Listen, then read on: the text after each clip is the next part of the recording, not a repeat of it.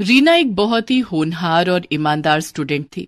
उसका परिवार बहुत गरीब था, जिस कारण रीना को स्कूल में सबके सामने शर्मिंदा होना पड़ता था। लेकिन रीना ने अपनी मेहनत और लगन से अपने परिवार की गरीबी को दूर कर दिया। रीना 5वीं क्लास की छात्रा थी। वो दौड़ी दौड़ी स्कूल की तरफ जा रही थी, लेकिन जब वो स्कूल पहुंची तो उसकी क्लास शुरू हो चुकी थी। वो जब अपनी क्लास में पहुंची तो मैडम ने उसे दरवाजे पर ही रोक दिया। रुक जाओ रीना, तुम आज भी लेट आई हो। ये तुम्हारी रोज की आदत बनती जा रही है। आज तुम्हें इसकी सजा मिलेगी। लेकिन मैडम, मैंने जानबूझकर लेट नहीं किया। मैं कुछ नहीं सुनना चाहती। आज तुम सारा दिन क्लास के बाहर खड़ी रहोगी। रीना ने मैडम की बात का कोई जवाब नहीं दिया और चुपचाप क्लास के बाहर खड़ी हो गई। दरअसल रीना के घर से स्कूल की दूरी पूरे 5 किलोमीटर थी। रीना अपने घर से स्कूल तक रोज पैदल आया करती थी, क्योंकि उसके पास रिक्शे या स्कूल बस का किराया देने के लिए पैसे नहीं थे। रीना के माता पिता बहुत ही गरीब थे।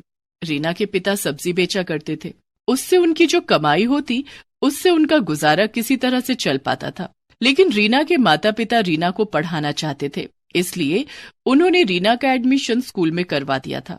उस दिन रीना क्लास के बाहर खड़ी रही, लेकिन उसका सारा ध्यान क्लास के अंदर पढ़ा रही मैडम पर था। वो उनकी पढ़ाई हुई सारी बातें अपने दिमाग में नोट कर रही थी। रीना पढ़ने लिखने में बहुत होशियार थी। जब सारा दिन खत्म हो गया तो मैडम ने रीना को क्लास के अंदर बुलाया और कहा, रीना, कल से समय पर स्कूल आना, नहीं तो तुम्हें स्कूल में एंट्री नहीं मिलेगी। और ये क्या है, अभी तक तुमने नई स्कूल ड्रेस नहीं सिलवाई है। तुम्हारी शर्ट में कितने पैबंद लगे हुए हैं। मैडम, मैंने मम्मी पापा से कहा था, लेकिन अभी उनके पास पैसे नहीं हैं। जब पैसे होंगे तो वो मेरे लिए नई स्कूल ड्रेस ला देंगे। ठीक है, अब तुम घर जाओ। रीना के फटे हुए स्कूल ड्रेस को लेकर क्लास की लड़कियां उसका बहुत मजाक उड़ाती थी, लेकिन रीना किसी से कुछ नहीं कहती।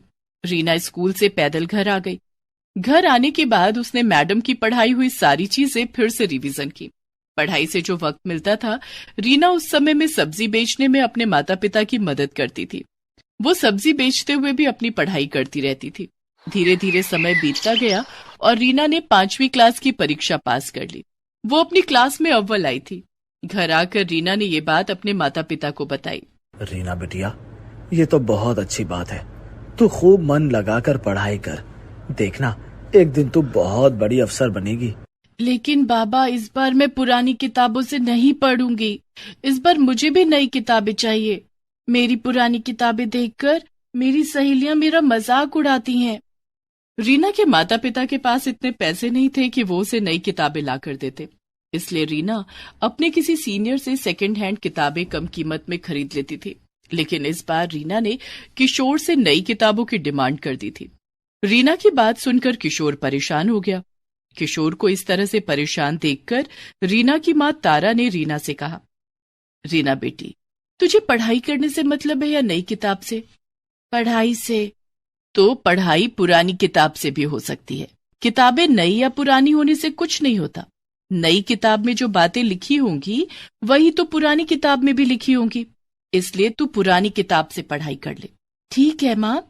रीना इस बार भी अपने किसी सीनियर की पुरानी किताब सस्ते दाम में खरीद लेती है।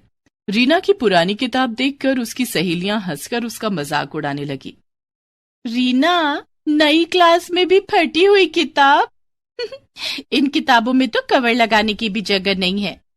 मेरी किताब पुरानी और फटी है तो क्या हुआ? देखना, मैं इस बार भी क्लास में अव्वल आऊंगी। रीना इस बार और भी ज्यादा मन लगाकर पढ़ाई करने लगी। रीना अपने घर के हालात जानती थी, इसलिए वो कभी अपने माता पिता से किसी चीज की डिमांड नहीं करती थी। दूसरे बच्चों की तरह वो लंच में तरह तरह के पकवान नहीं लाती थी। एक दिन स्कूल में लंच के समय, चल रीना, खाना खाते हैं, बहुत भूख लगी है। ठीक है। पिंकी ने अपना लंच बॉक्स खोलकर देखा तो उसमें आज फ्राइड राइस और चिली पनीर रखे थे। अरे वाह, आज मम्मी ने मेरी फेवरेट डिश दी है, इसे खाकर बड़ा मजा आएगा। पिंकी का लंच देखकर रीना अपना डब्बा खोलने की हिम्मत नहीं कर पा रही थी। तभी कीर्ति भी अपना लंच बॉक्स लेकर वहां आ गई। कीर्ति, तू आज लंच में क्या लाई है? कीर्ति ने अपना लंच बॉक्स खोला। आज मम्मी ने पूरी और शाही कोफ्ते दिए हैं। अरे वाह। रीना, तू लंच में क्या लाई है? तू भी अपना डब्बा खोल। मैं आज लंच नहीं लाई। लेकिन मैंने तो तुझे अपने बैग से लंच बॉक्स निकालते हुए देखा था, तूने उसे वापस क्यों रख दिया? पिंकी ने रीना के बैग में से उसका लंच बॉक्स निकाल लिया। दोनों सहेलियों ने जब रीना का लंच बॉक्स खोला तो उसमें गुड़ और 2 सूखी रोटी रखे हुए थे। अरे रीना, तेरी मम्मी ने लंच में रोटी और गुड़ दिया है, ले तू हमारा खाना खा ले। नहीं, तुम लोग अपना खाना खाओ, मुझे तो गुड़ और रोटी खाने की आदत है, मैं यही खा लूंगी। अरे हमारा खाना टेस्ट करके देख, ऐसा टेस्टी खाना तूने कभी नहीं खाया होगा। रीना को पिंकी की ये बात बहुत बुरी लगती है। उसकी आंखों से आंसू छलक आते हैं। वो चुपचाप अपना लंच बॉक्स लेकर क्लासरूम से बाहर आ जाती है और गैलरी में बैठकर खाना खा लेती है। रीना इसी तरह संघर्ष करके अपनी पढ़ाई कर रही थी। चाहे कितनी भी परेशानियां और रुकावटें आए, लेकिन वो पढ़ाई में हमेशा अव्वल रहती। एक दिन रीना के बाबा, रीना अब 7वीं कक्षा में पहुंच गई है, वो अब बड़ी हो रही है, उसके पुराने स्कूल ड्रेस छोटे हो गए हैं और कई जगह से फट भी गए हैं। इस बार हमें उसके लिए नई स्कूल ड्रेस सिलवानी ही पड़ेगी। मैं समझता हूँ रीना की माँ, लेकिन मैं क्या करूँ? तुम तो जानती ही हो कि सब्जी बेचकर हमें 2 वक्त की रोटी पानी किसी तरह से मिल रही है। अगर इस बार रीना के लिए नई स्कूल ड्रेस खरीद ली तो उसकी किताबें नहीं खरीद पाऊंगा। रीना के बाबा, मैं सोच रही थी कि रीना के स्कूल जाने के बाद मैं सारा दिन खाली रहती हूँ, आप भी सब्जियां बेचने बाजार चले जाते हैं, तो क्यों ना मैं भी कोई काम कर लूं, इससे 2 पैसे ज्यादा आएंगे और रीना की पढ़ाई में वो पैसे काम आएंगे। ठीक है रीना की माँ, ऐसा ही कर लो। कम से कम रीना के लिए नई स्कूल ड्रेस और नई किताबें तो आ जाएंगी। रीना अपने माता पिता की बातें सुन रही थी। वो मन ही मन सोचती है, माँ पिताजी, आप दोनों मेरी पढ़ाई के लिए जितनी मेहनत कर रहे हैं, मैं वादा करती हूँ कि मैं एक दिन आप दोनों को दुनिया की सारी खुशियां दूंगी। दूसरे दिन से तारा कुछ घरों में काम करने लगती है। वो दूसरों के घरों में झाड़ू पोछा और बर्तन धोने का काम करती है। तारा ने अपनी मालकिन से कुछ पैसे उधार लेकर रीना के लिए नई स्कूल ड्रेस और नई किताबें खरीदी। लेकिन ये बात रीना की सहेलियों को पता चल जाती है, क्योंकि रीना की माँ जहाँ काम करती थी वो कोई और नहीं, कीर्ति और पिंकी का ही घर था। एक दिन, अरे रीना, नई स्कूल ड्रेस और इस बार तो नई किताबें भी। हाँ, क्योंकि रीना की माँ अब जॉब करने लगी है, उन्होंने कल ही तो मेरी मम्मी से एडवांस लिया था, उन्हीं पैसों से रीना की नई स्कूल ड्रेस और नई किताबें आई हैं। हाँ यार, रीना की मम्मी मेरे घर में भी काम करती है, मेरे घर में आज छोले भटूरे बने हैं, मैंने मम्मी से कह दिया कि थोड़े से छोले भटूरे रीना की मम्मी को भी दे दे। रीना, आज घर जाने के बाद तुझे छोले भटूरे खाने को मिलेंगे। आखिर तुझे भी तो अच्छा खाने का स्वाद पता चलना चाहिए। अच्छा खाना खाकर भी अगर पढ़ाई में मन न लगे तो उस खाने का क्या फायदा। खाना तो वही अच्छा होता है जिसे खाने के बाद दिमाग तंदुरुस्त रहे और पढ़ाई में खूब मन लगे। रीना का 2 टूक जवाब सुनकर पिंकी और कीर्ति का चेहरा देखने लायक था। दोनों सहेलियों ने चुप रहने में ही अपनी भलाई समझी। धीरे धीरे समय गुजरता गया और रीना 7वीं से 8वीं और 8वीं से 9वीं और 9वीं से 10वीं कक्षा में आ गई। वो हर कक्षा में अव्वल आती। रीना बेटिया, तू अब 10वीं कक्षा में आ गई है, खूब ध्यान से पढ़ाई करना, तुझे अपनी पढ़ाई आगे भी जारी रखनी है। पिताजी, मैं खूब मेहनत करूंगी, आप देखना मैं पूरे स्कूल में टॉप करूंगी। रीना खूब मेहनत करने लगी। शाम को स्कूल से आने के बाद वो पढ़ाई में जुट जाती। क्लास में टीचर के पूछे गए हर सवाल का रीना सबसे पहले और सही जवाब देती। पैदल स्कूल आना और पैदल घर जाना भी रीना के हौसले को तोड़ता नहीं, बल्कि और बढ़ा देता था। धीरे धीरे दिन बीत गए और 10वीं की परीक्षा का दिन भी आ गया। रीना, ये ले, दही चीनी खाकर जा, परीक्षा अच्छे से दे पाएगी। रीना ने पैर छूकर अपने माता पिता का आशीर्वाद लिया और परीक्षा देने पैदल घर से निकल पड़ी। लेकिन रास्ते में ही उसका जूता टूट गया। ओह, इसे भी अभी टूटना था। समय पर परीक्षा सेंटर नहीं पहुंची तो परीक्षा नहीं दे पाऊंगी, मुझे वहां तक जाना ही होगा। रीना ने अपने टूटे हुए जूतों को उतारकर हाथों में ले लिया और खाली पैर ही परीक्षा सेंटर की तरफ जाने लगी।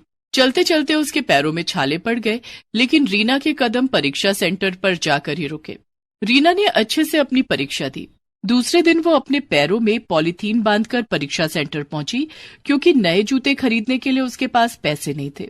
इस तरह से रीना ने 10वीं की परीक्षा भी दे दी। कुछ दिनों के बाद जब परीक्षा का रिजल्ट आया, क्लास में, रीना, तुम बहुत होनहार और मेहनती हो, आज तुम्हें तुम्हारी मेहनत का फल मिला है। तुम इस स्कूल में ही नहीं, पूरे राज्य में 10वीं की परीक्षा में अव्वल आई हो। देखो, अखबार में तुम्हारी फोटो छपी है। मैडम ने रीना और पूरे क्लास को अखबार में रीना की फोटो दिखाई। इतना ही नहीं, आगे की पढ़ाई के लिए तुम्हें सरकार की तरफ से स्कॉलरशिप भी दी जाएगी। ये सब सुनकर रीना बहुत खुश हुई। वो खुशी खुशी जब घर पहुंची तो उसके घर के बाहर मीडिया वाले उसका इंटरव्यू लेने के लिए इकट्ठा थे। सबने बारी बारी से रीना का इंटरव्यू लिया। रीना की कामयाबी से उसके माता पिता बहुत खुश थे। रीना ने स्कॉलरशिप की मदद से पहले 12वीं और फिर कॉलेज की पढ़ाई पूरी की। उसके बाद प्रतियोगिता परीक्षा की तैयारी करने लगी। कुछ सालों की कड़ी मेहनत से रीना ने आईएएस की परीक्षा पास कर ली थी। रीना अब एक आईएएस ऑफिसर बन चुकी थी।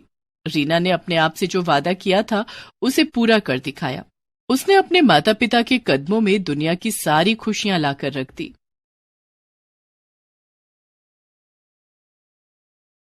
काम्या को खाने में मटन और चिकन बहुत पसंद थे, लेकिन उसकी शादी एक ऐसे घर में हो गई जहां चिकन मटन तो दूर, लहसुन प्याज भी नहीं बनता था। ऐसे में काम्या ने रोज रोज चिकन मटन खाने के लिए क्या किया, जानने के लिए देखते हैं रोज मटन चिकन।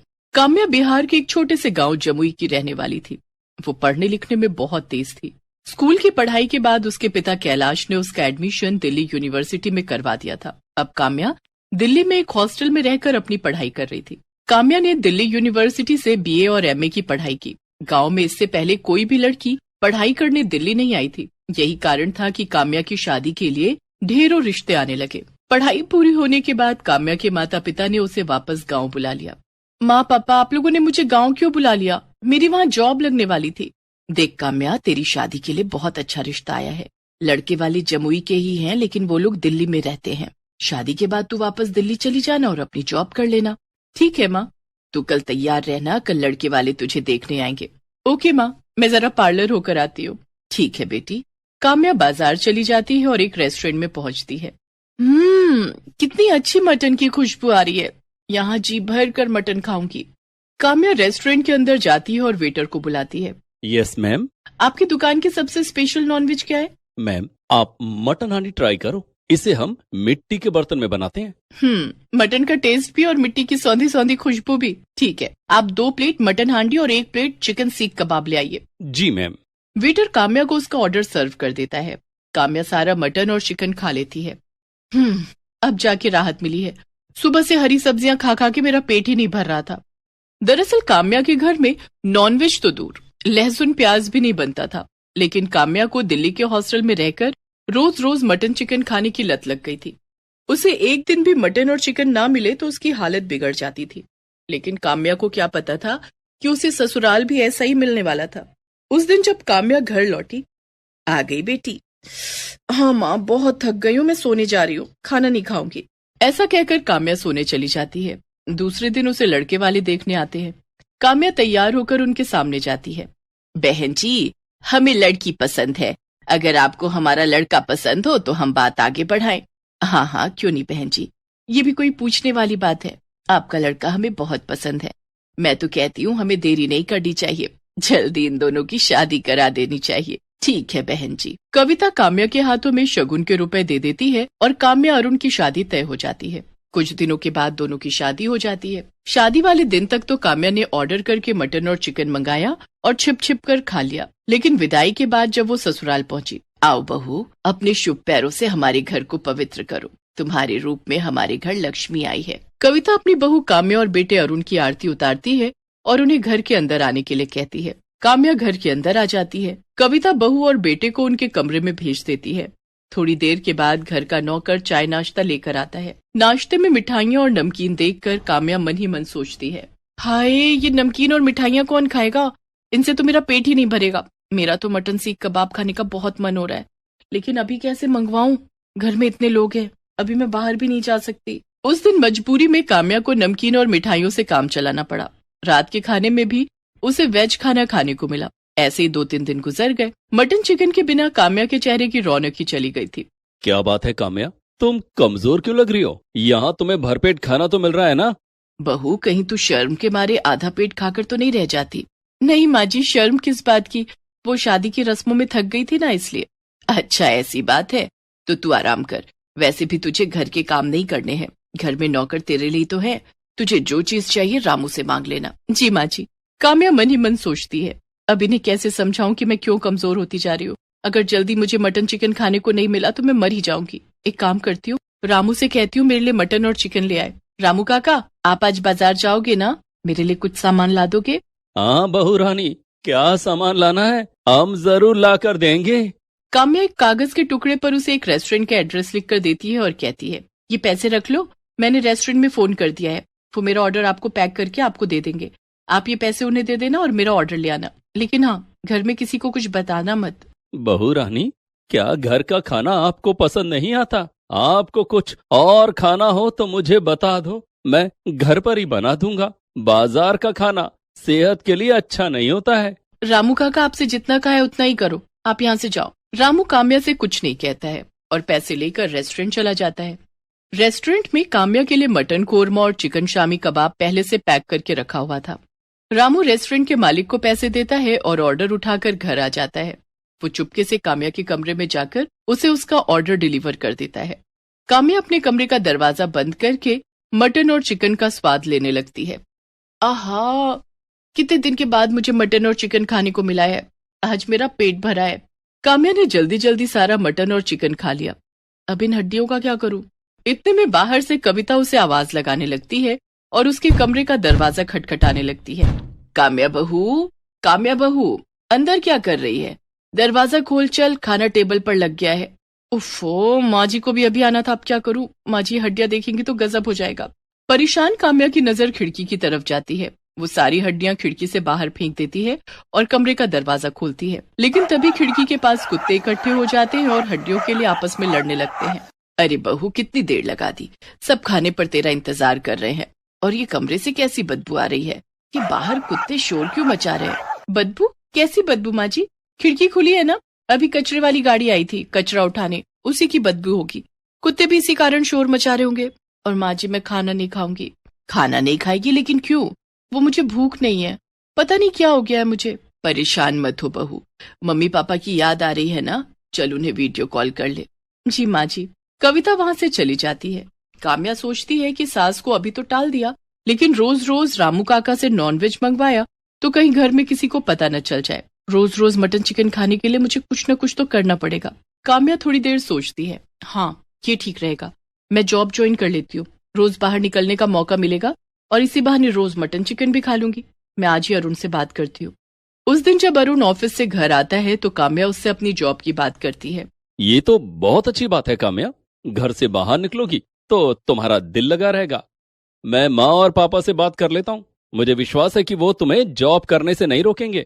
अरुण और काम्या कविता और महेंद्र से बात करते हैं। वो दोनों भी काम्या के जॉब करने के फैसले से बहुत खुश थे। काम्या अब जॉब की तलाश करने लगती है और घर से बाहर निकलते ही उसका रोज रोज मटन और चिकन खाना शुरू हो जाता है। कुछ दिनों के बाद काम्या को जॉब मिल जाती है। काम्या अब रोज ऑफिस जाने लगी थी। उसके ऑफिस के सामने एक रेस्टोरेंट था जिसमें नॉनवेज के ढेर सारे आइटम मिलते थे। काम्या कभी घर से लंच नहीं ले जाती थी और रोज रोज रेस्टोरेंट में जाकर मटन और चिकन खाती थी। एक दिन, काम्या बहू, तू लंच लेकर ऑफिस क्यों नहीं जाती? सारा दिन भूखी रहकर काम करेगी तो तेरी सेहत पर बुरा असर पड़ेगा। माँ जी, ऑफिस में काम इतना ज्यादा रहता है कि खाने की फुर्सत ही नहीं मिलती, इसलिए मैं लंच नहीं ले जाती। अगर लंच ले गई तो वो लौट कर वापस आ जाएगा। इस तरह अपनी सास से झूठ बोलकर काम्या रोज रोज मटन और चिकन खाने लगी। उसकी सारी सैलरी मटन और चिकन खाने में खत्म हो जाती। धीरे धीरे काम्या का वजन बहुत बढ़ने लगा। घर में सब इस बात से हैरान थे कि लंच न करने के बाद भी वो इतनी मोटी कैसे हो रही है। एक दिन काम्या ऑफिस के पास वाले रेस्टोरेंट में बैठकर मटन और चिकन खा रही थी कि तभी उसकी तबीयत अचानक बिगड़ गई। उसे चक्कर आने लगे और वो बेहोश होकर जमीन पर गिर पड़ी। उसके ऑफिस के कुछ दोस्त उसे उठाकर अस्पताल ले गए और उसके घर वालों को खबर दी। अरुण, कविता और महेंद्र भागे भागे अस्पताल आए। वहां डॉक्टर ने चेकअप किया और कविता से कहा, लगता है आपकी बहू रोज रोज मटन चिकन खाती है, तभी इनका कोलेस्ट्रॉल बहुत बढ़ गया और इनका बीपी भी बहुत हाई है। इन्हें बहुत ज्यादा सादा खाना खाना होगा, तभी इनकी सेहत सुधर सकती है। ये आप क्या कह रहे हैं डॉक्टर साहब? बेचारी मेरी बहू तो दिन में खाना भी नहीं खाती है, वो चिकन मटन कैसे खा सकती है? देखिए, ये रोज मटन चिकन खाती हैं, ये मैं नहीं कह रहा हूँ, इनकी रिपोर्ट कह रही है।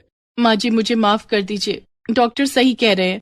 मैं रोज छिप छिप कर मटन चिकन खाती थी, लेकिन अब कभी उन्हें हाथ भी नहीं लगाऊंगी। काम्या की चोरी पकड़ी गई थी, लेकिन उसने अपने घर वालों से इसके लिए माफी मांगी और कभी मटन चिकन ना खाने की कसम खाई। Please subscribe this channel.